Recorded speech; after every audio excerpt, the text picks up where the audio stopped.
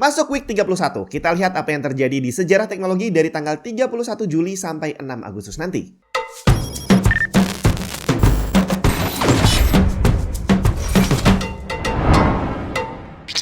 Mumpung udah agak murah, ini waktunya upgrade GPU. Jangan nanggung, beli yang bagus kalian. Asus ROG Strix RTX 3070 Ti Gaming, bukan 3070 Ti biasa. Karena dia datang dari Asus ROG yang punya cooling solution terbaik di kelasnya. Desain 2,9 slotnya membuat area permukaan heatsink menjadi lebih luas untuk bisa mendistribusikan panas dengan lebih optimal. Ditambah desain kipasnya yang punya lebih banyak blade dengan arah putaran yang berbeda di setiap kipasnya, membuat pembuangan panas menjadi lebih optimal. Hasilnya, salah satu RTX 3070 Ti yang paling adem di pasaran dan paling ganteng tampilannya. Paling enak itu jadi frontman. Gak di grup band, gak di grup apapun, itu yang namanya frontman akan selalu jadi sorotan. Dan kalau sampai kamu bisa membuat karya yang hebat gitu ya, yang biasanya diobrolin orang, tetap frontman-nya, anggota yang lainnya jarang banget dicatat dalam sejarah. Peter Pan, ya Ariel. Mau grupnya bubar, mau ganti nama, mau ngapain terserah. Yang penting ya Ariel. Kalau Dewa, ya Dani. Ya kurang lebih kayak gitulah ya. Termasuk orang pertama yang nyampe ke bulan, itu kita semua tahu adalah Neil Armstrong.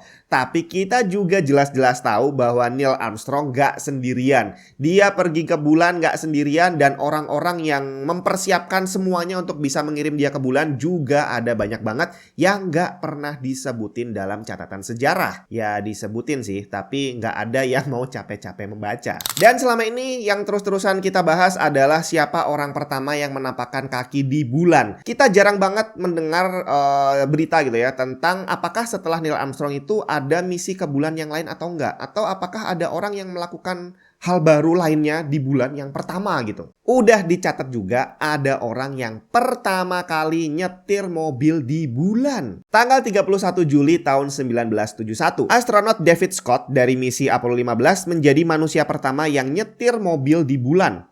Dan gak main-main, kalau hari ini aja di tahun 2022 mobil listrik itu masih jarang banget kita lihat seliuran di jalan. Ternyata waktu itu David Scott udah nyetir mobil listrik di bulan. Tepatnya Lunar Roving Vehicle atau LRV yang menggunakan tenaga baterai. Misi berikutnya Apollo 16 dan 17 juga membawa LRV mereka sendiri. Dan berdasarkan catatan sejarah, kita manusia yang selama ini terkenal merusak bumi, ternyata sudah mulai meninggalkan sampah di bulan. Ketiga rover tadi ditinggal gitu aja di sana. Dan kita sukses menjadi makhluk pertama di Universe 7 yang ninggalin sampah di bulan. Salah satu momen penting dalam sejarah yang sempat dianggap sebagai momen bakal matinya industri hiburan radio. Tanggal 1 Agustus tahun 1981, MTV Music Television resmi di-launching. Dia adalah channel TV kabel yang isinya tentang musik semua. Dan video musik yang pertama diputar oleh MTV adalah video klip dari The Buggles yang berjudul Video Killed the Radio Star. Dan hampir sama seperti yang di awal tadi kita bicarakan bahwa orang itu cuma ngobrolin yang pertama doang. Jadi kita lebih sering dengar bahwa video yang pertama diputar adalah tadi Video Killed the Radio Star. Video keduanya apaan dong? Ada yang tahu? Sebuah music video dari Pat Benatar yang berjudul You Better Run. Setelah itu MTV benar-benar merubah dunia musik untuk selamanya. Dengerin lagu doang udah gak cukup karena kita jadi punya dorongan untuk juga lihat video klipnya. Dan waktu itu orang-orang sepertinya memang udah lebih condong untuk nonton MTV dibandingin dengerin radio. Tapi saat ini kalau kita lihat lagi ke belakang, kata-kata membunuh Radio Star sepertinya sudah tinggal angan-angan. Karena di tahun 2022 ini kita masih tetap dengerin radio, sedangkan MTV sudah lama hilang. Dari sejak awal kita bahas sejarah teknologi, itu nama-nama tokoh yang muncul biasanya didominasi oleh laki-laki. Apakah emang nggak ada perempuan di sana? Ada dong. Ada salah satu tokoh komputer cewek bernama Mina Spiegel-Reis yang lahir di tanggal 2 Agustus 1902 di Ohio. Ia menjadi salah satu pionir komputer wanita pertama di dunia. Reis mendapat gelar sarjana matematika dari Hunter College and Columbia University, dan setelah Perang Dunia Kedua, Reis menjalankan Office of Naval Research di mana dia ikut membantu pengembangan cikal bakal komputer seperti Harvard Mark I. Dan di tahun 1970, Reis menjadi presiden wanita pertama dari The American Association for Advancement of Science atau AAAS. Beralih ke tanggal 3 Agustus tahun 1977, Radio Shack memperkenalkan komputer pertama buatan mereka yang dinamakan TRS-80. Radio Shack sendiri adalah jaringan retailer besar di USA yang saat itu udah memiliki 3.500 cabang.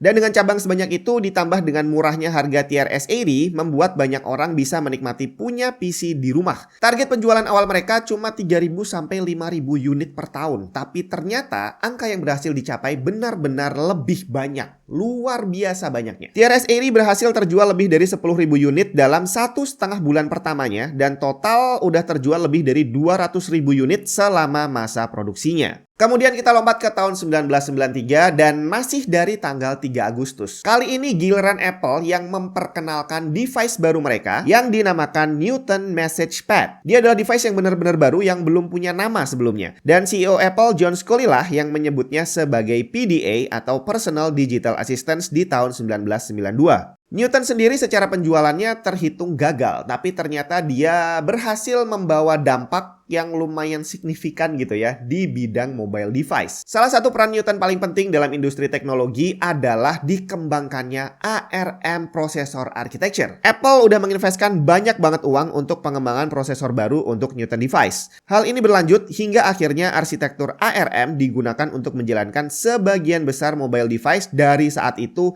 hingga sekarang, termasuk iPhone dan juga iPad. Komputer dibuat dengan kualitas yang berbeda. Komputer untuk rumahan udah pasti dibuat tidak sesolid komputer yang digunakan untuk industri yang mengerjakan hal-hal yang kritikal. Seperti untuk peluncuran roket misalnya. Karena untuk urusan seperti peluncuran roket tadi, error sekecil apapun tidak boleh terjadi karena dampaknya bisa sangat fatal. Tanggal 4 Agustus 1988. Hanya beberapa detik sebelum peluncuran Space Shuttle Discovery, sistem komputer tiba-tiba menghentikan proses peluncuran. Controller pada Space Shuttle yang dikendalikan oleh komputer mendeteksi bahwa salah satu valve terlalu lambat nutupnya dan akhirnya dia mengirim sinyal major failure ke ketiga mesin dan membuat mereka nggak mau nyala. Bayangin aja kalau di dalam momen kritikal kayak gitu, tiba-tiba PC-nya nge-restart karena harus update Windows. Masih dari tanggal 4 Agustus dan masih dari NASA, tapi kali ini dari tahun 2007. NASA meluncurkan Mars Phoenix Lander.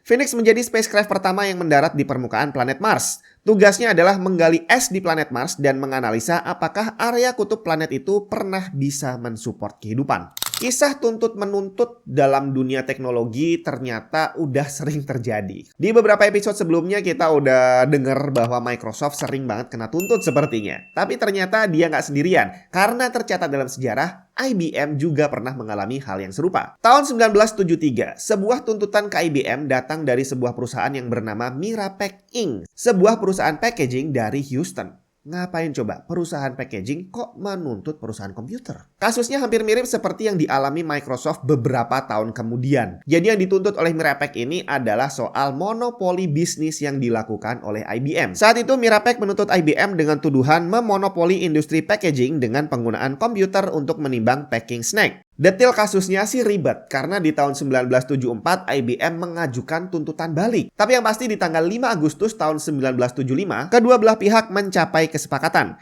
Mirapek setuju untuk menarik tuntutannya dan IBM juga menarik tuntutan baliknya, sekaligus membayar Mirapek $500.000 untuk mengganti biaya yang mereka keluarkan untuk pengadilan. Tapi kalau bicara soal rivalitas, kayaknya nggak ada yang ngalahin Apple dan Microsoft kali ya. Cuma ternyata pernah ada berita baik soal Apple dan Microsoft. Di tanggal 6 Agustus tahun 1997, di acara Macworld Expo di Boston, Steve Jobs mengumumkan bahwa Apple dan Microsoft sudah berdamai dan setuju untuk bekerja sama untuk 5 tahun ke depan. Beberapa poin kerjasama diantaranya adalah pengembangan Microsoft Office untuk Mac selama 5 tahun berikutnya, kemudian menjadikan Internet Explorer sebagai default web browser untuk Mac, kemudian kedua pihak juga bekerja sama untuk mengembangkan Java Compatibility dan Microsoft menginvestkan $150 juta ke saham Apple. Kemudian mereka akan memberlakukan cross-license untuk semua paten yang udah ada berikut paten baru untuk 5 tahun berikutnya. Apple juga membatalkan semua tuntutan paten terhadap Microsoft dan Microsoft membayar Apple sejumlah uang yang tidak disebutkan nominalnya.